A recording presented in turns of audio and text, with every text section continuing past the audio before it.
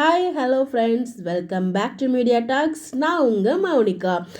So MN promo நம்ம கிடைச்ச off screen updates வச்சு ஒரு சில இது வந்து பேசுவோம். என்ன வர்றதுக்கு வாய்ப்புகள் இருக்குது அப்படின்னு சொல்லிட்டு எபிசோட் உண்டாகும்போது வந்து பார்த்திங்கன்னா ஒரு சீன் வச்சாங்க. நம்ம விஜய் காவேரி, அதாவது ஹக் சீன் வச்சுருந்தாங்க. நினச்சி பார்க்குற சீன்ஸ் மாதிரி இருந்தாலும் பட் பார்க்க ரொம்பவே நல்லா இருந்துச்சு.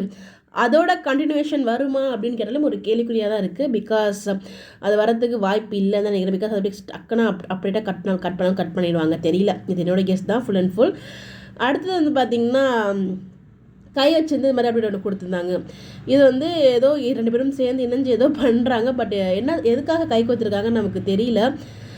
அது ரிலேட்டடாக அப்டேட்ஸ் வருதா இல்லை அப்படின்னா அப்கமிங் ஃபங்க்ஷன் ட்ராக் இருக்குது.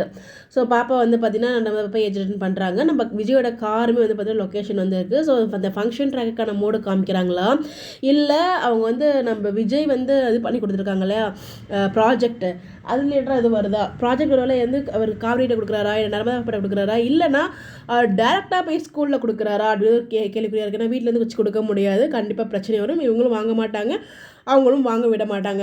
வீட்டுக்கு தெரியாமல் கொடுக்கறதுக்கு வாய்ப்பே இல்லை. வீட்டில் வச்சு கொடுக்கும்போது ஸ்கூலில் வச்சு கொடுக்கலாம், அப்படிலாம் வெளியில் எங்கேயாச்சும் அவங்க போகும்போது வெளியில் எங்கேயாவது கொடுக்கலாம். இது மாதிரி வீட்டுக்கு தெரியாமல் தான் கொடுப்பாங்க. பட் அதை எப்படி கொடுக்க போகிறாங்க அப்படின்னு ஒரு பெரிய கேள்விக்குறியாக இருக்குது.